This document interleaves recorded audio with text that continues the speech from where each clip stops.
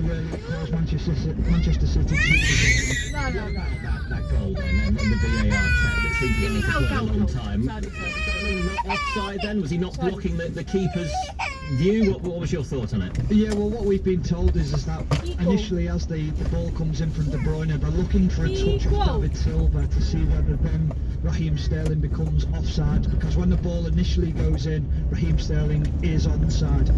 But even still, it's just in an area where he's in front of Tom Heaton, and we feel that there was a touch off David Silva. We were told that the angles that they looked at on VAR, they couldn't find a significant touch from him. But as we were talking in the studio with the studio as well, Dion Dublin was saying that the way the ball changed direction, you can see there's an obvious touch on the ball. So yeah, they can feel that they can sort of find themselves a little bit hard done to. Yeah, but Asmir Begovic also, as a keeper yourself, Asmir, when Raheem Sterling's in that position, blocking off the goalkeeper, it's difficult, isn't it? But with VAR, we've seen so many of these decisions now, and it's difficult to get them overturned, isn't it? Yeah, I mean, I think that's the key thing. Of course, Raheem Sterling, especially from a goalkeeper's point of view, it's interfering with play, and it's a question of, has David Silva touched that ball, and then does Raheem Sterling become offside? And unless it's blatantly obvious and crystal clear, they won't overturn that call on the field. I remember having the captain's meeting at the Premier League offices, and that they taught us all about what the VAR is going to be like, and that's unfortunately the ruling they have, and based on the rules that they have, I think they got it right. What have you both made of how it's been implemented so far this season? I mean, last week in particular, Stephen, we had a number of incidents. From the Origi potential foul in the build-up to Rashford's goal for Manchester United, the confusion at Spurs and the Watford game with Dele Alli, was it handball or not? And then Sadio Mane had one ruled out the following day. Do you think it has been a little flawed in the way that VAR has been implemented? My honest opinion, I can't stand it. And that is truthful. I mean, I understand VAR is brilliant for offsides and handballs. I totally get that. But then the other decisions, I mean, last week in the Spurs game, it was embarrassing. The decision the referee misses the penalty incident on Delafeu. This is the Tongan foul. Yeah, and it's 3 attempts he has at it, and you think, have you not overturned it? It is clear, it is obvious, so change it. I mean, it's almost like they don't want to belittle the referee who's on the pitch, who's making the decision, to make him look silly. Well, he's missed the incident. He hasn't seen it. He needs help, and that's what he's there for. I don't get it at all. I just think it slows the game down. It changes mentality around the stadium. One of the key ones was the Leicester game at home, where Tottenham scored a second goal, gets chalked off. Suddenly it feels like Leicester have scored a goal, and the whole King Power erupted, and Leicester go down the other end and score a goal. And for me, it's just not being implemented right. I think if we were going to put it into the Premier League, we needed to look at it a lot closer than it has been done. I even think the MLS do it better than we do it, because of the way that the referee walks to the side of the pitch. He looks at the screen and brings it in. Well, that is the thing. I don't think there has been a single referee, well, there hasn't been one, has there, this season in the Premier League, who has gone to a monitor to have a look. Asmir, what you said, you're involved in the meeting with the implementation of VAR, now playing your football with Karabag in the Azerbaijan Premier League. What have you made, though, of looking on afar to the Premier League of how it's gone this season? Well, yeah, I think it was always going to be a little bit hit and miss at first, because implementing such a big change into the game is not very easy.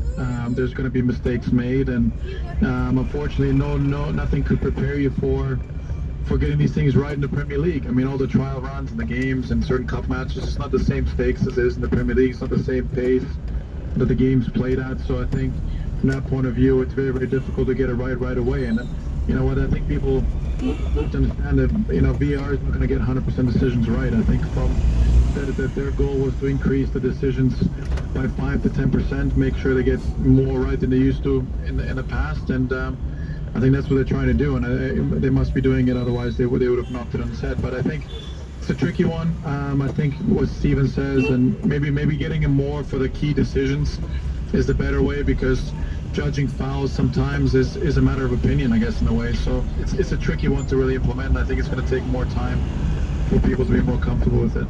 And Stephen, just before you go, then a final one on where this leaves the title race. We had Leicester second for a few hours. Now Manchester City closing the gap to 3 points on Liverpool ahead of the huge game against Tottenham on Sunday. If nothing else, putting a bit of pressure back onto Jurgen Klopp's side. Yeah, it does, and that's the way the game's when you're fortunate enough to have the game at the early kick-off on the Saturday and you know your opponents. Liverpool have had that in their favour a few weeks ago. It's all about Liverpool now. Can they respond to Manchester City?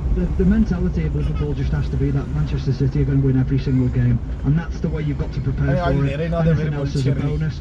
But Liverpool go at the game at Anfield. We know the home form, we know what they're capable of doing. Tottenham won't fancy the chances at Anfield. They know it'll be a really tough game and the form that they're in at the moment. Stephen, thanks for joining us. Stephen Warnock at the Etihad Stadium for the Liverpool and Aston Villa defender, part of the BBC team today. And Manchester City 3-0 winners over Aston Villa, so the gap is down to 3 points at the top. As we're back with us from Baku. And your former club, you're on loan to Karabakh. Bournemouth in action today against Watford. Both these sides promoted in 2015 and have really, as we've both been examples of how to establish yourself in the top flight. Neither have really come close to a relegation battle in those 4 seasons, but could be very different for Watford this time around if they don't pick up that first win soon. It's, 10 games now into the season this will be for Watford, still searching for that first victory. Are you surprised that a side that got to the cup final last season and had such a strong performances in the Premier League are down there and struggling?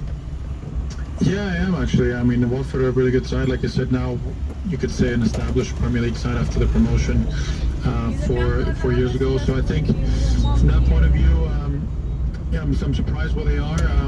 I expect them to try and rebound. I think they look at today's game as an opportunity to get that first win.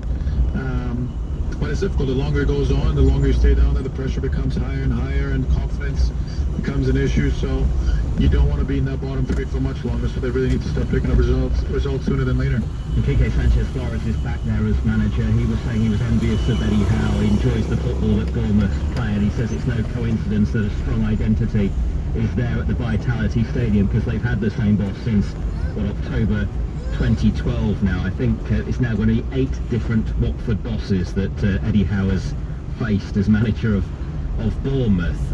Is that consistency, has that helped Bournemouth to have that identity and to establish themselves in the Premier League, and how much is that down then to what Eddie Howe does? No, I think it's been key. I think the fact that they've had that consistency and they've been able to implement the style of play that the manager wants. And I think the most important thing is the whole club is on the same page, from the front office to the manager, and everyone is behind each other and they're pulling in the same direction. And that's obviously what's given them success over so many years now. And I think they have a clear philosophy in the way they want to work, the way they want to play. And I think Eddie Howe deserves a lot of credit for that. And you played at the big clubs. You played at Chelsea, one of the so-called top 6 sides in this country. You know what it takes to have success there. Do you think Eddie Howe is someone that could go and manage at that very highest level, or maybe England one day? Yeah, I don't see why not. I mean, he's got a proven track record in the Premier League now. The longer he keeps doing well in the Premier League, then I'm sure other people will start to take notice, and maybe he gets an opportunity one day. I wouldn't rule it out, that's for sure. And what was he like with you? It's difficult, obviously, when you're not in the team. How does a manager like Eddie Howe handle that then? No, he's been great, to be honest. We've had an open line of communication the whole time. Things change, times change. Different players get opportunities, and everything's been really good with myself and Eddie over the last couple of years. And the gaffer's been great in terms of letting me out on loan and playing and continuing doing what I love doing. So from that point of view, everything's worked out really well. And do they keep in touch with you? Are you putting in performances and Bournemouth are following those? How does it work when a player goes out on loan from their parent club? Yeah, no, I think the club do a really good job. I mean, in keeping in touch. I'm a lot more in contact with obviously the goalkeeping department, so I think we've got an open line of communication there, and I think the outfield players have their loan managers and people like that. So the club do a really good job of keeping in touch and counting on you for the future and making sure they're still in contact every day, and for you to understand that the club are still watching you all the time. And is it an ambition of yours to still play, come back and be a part of the Premier League or one of the other big European leagues one day? Of course, no. I think for me it's about trying to play as long as I can at the highest level that I can. Like I said, I've been in England almost 16 years now, if not longer, and definitely would love to play back in the Premier League or in the Championship, wherever the next opportunity is. Like I said, I'm enjoying my time here.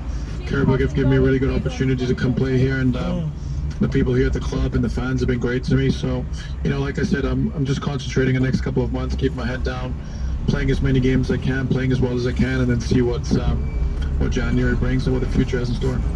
Much more to come from Asmir Begovic. She's with us from Baku today on Sports World. Watford against Bournemouth, one of the 3 Premier League games that gets underway in just over 10 minutes time. Our commentary game is Brighton against Everton. We'll take you around the grounds in a few moments time. One of those games though is West Ham against Sheffield United. They lost to Everton last time out after a defeat to Crystal Palace, so trying to stop that run of 2 successive defeats against the Sheffield United team that have been so impressive since they were promoted back to the Premier League after an absence of 12 years, and they could become the first promoted side in 10 years to go through their first 5 away games without defeat. Let's hear though from a striker who's hoping to change that today.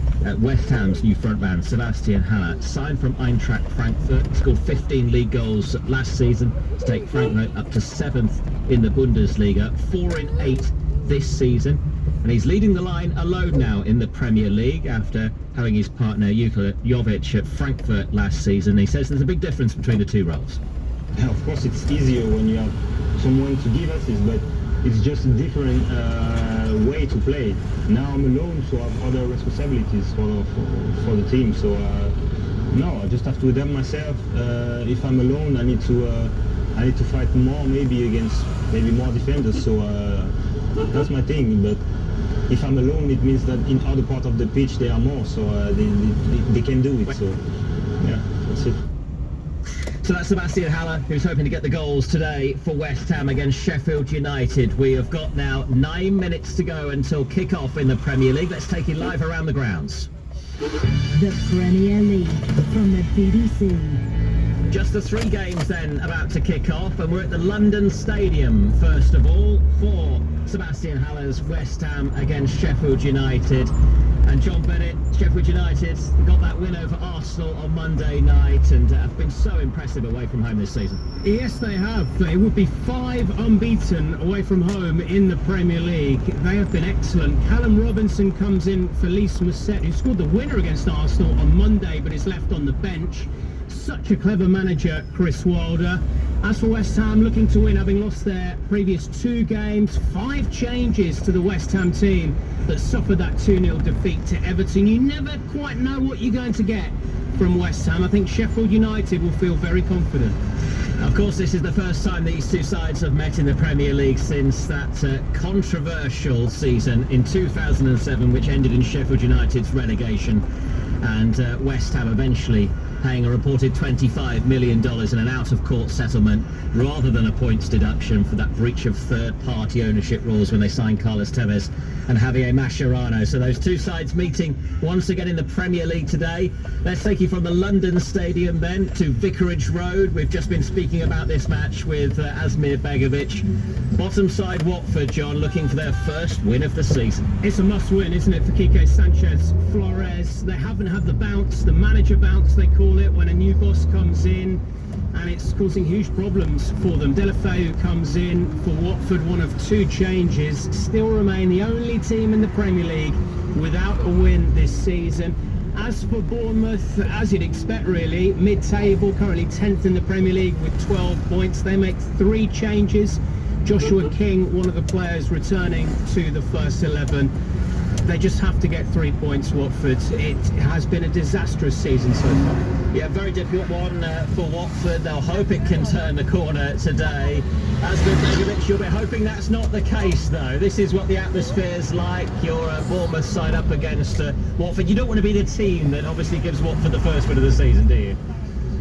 No, you don't. I think, like I said, Bournemouth will come in with the intention of getting 3 points, and there's been a lot of goals scored in our fixture over the last couple of years, so I think, it should be an open game. I think you expect some goals in this game, and, Bournemouth will be, of course, confident of getting all 3 points.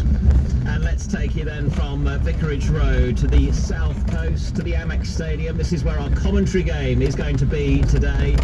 After moving out of the relegation zone last week, Everton could be in the top half of the table with a win over Brighton, John. Yes, I saw Brighton play at Villa Park last weekend against Aston Villa. They are a very good side, Lee. They were very unlucky to lose that game. Aaron Moy was sent off. He's not playing today because he's suspended. They were 1-0 up at the time. I think they would have gone on to win that game. They are much better than their position in the table suggests. Graham Potter's got them playing some wonderful football. I think we're in for a very entertaining commentary game, actually, Lee. So no Aaron Moy today, so Stephen Alzate comes in. As for Everton, massive relief last weekend when they won for the first time in the Premier League since the 1st of September, but a blow for them. Yerry Mina is out. He's excellent for them in both boxes, defending and attacking from set pieces. Mason Holgate comes in.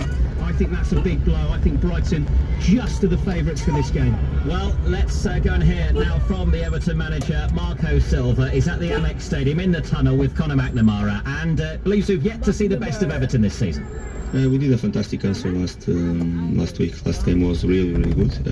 I can tell it was our best performance this season, even if against Wolves we did a very good game as well. It's one good opportunity for us to show our quality. Tough game against a very good opponent with quality. They are doing a very good performance as well. In some moments they didn't achieve the result maybe they deserve. Happened more or less the same with us. In some games we were playing and we didn't achieve what we deserve and what we show in the pitch. But of course we want to go in the same way and to achieve our first win away. You know from the past what a difficult opponent Brighton can be. I know you lost last year this season and with Watford again in the past. We saw against Tottenham last time here. When they play well, they can be very good. Yeah, no, like I said, of course we recognize the quality, the good job the manager is doing as well. They play with quality.